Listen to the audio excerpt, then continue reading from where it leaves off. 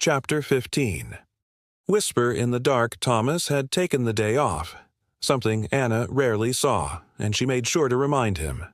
Mom had an important errand to run, she declared at lunch, stuffing a bite of peanut butter sandwich into her mouth. The absence of Red at the table was felt but not dwelled upon.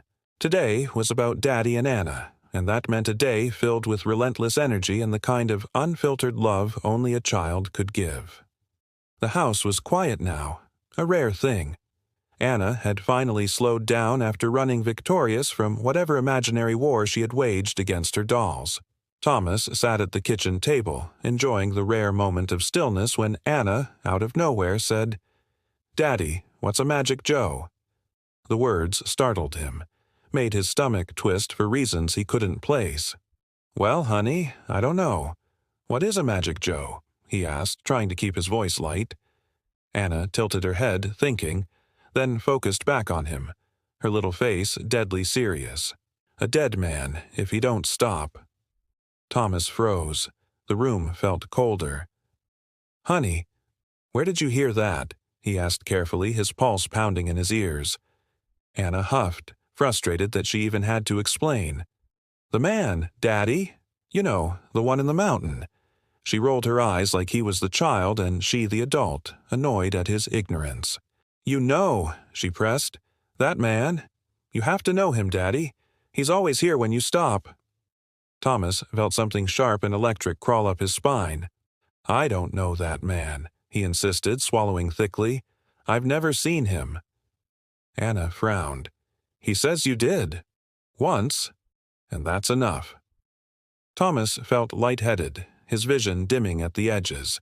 His skin tingled, and suddenly he had to remind himself to breathe. He sucked in a shaky breath and forced a smile. "And why's Magic Joe going to die?" he asked, trying to keep his voice steady.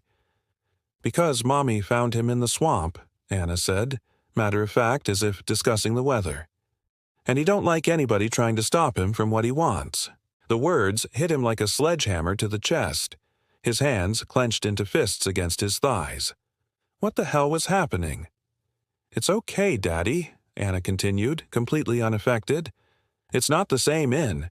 It's just Big Man and Magic Joe and me." She grinned, pointing at herself proudly. "I think Joe is like me, and I'm me, and that's enough." Thomas couldn't sit still anymore.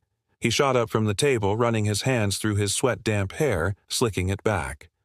"Honey, it's close to bedtime. Why don't you go play in your room? I need to make some calls." "Okay, Daddy," she sang, already bounding up the stairs. He could hear the thumps of her little feet, hear her throwing herself into another adventure. He exhaled a breath he didn't realize he was holding and braced himself against the counter. Then, from upstairs, "Love you, Daddy." Thomas flinched. The house carried her voice too far, stretching it in ways that didn't sit right. He clenched his jaw, rubbing his face, trying to shake off the unease. Silence. Then, just when he started to breathe again, "I'm up still, Daddy." His skin crawled. "Well, you better not be," he yelled back, forcing a playful edge into his voice. "If I come up there in 4 minutes, you better be asleep." A pause.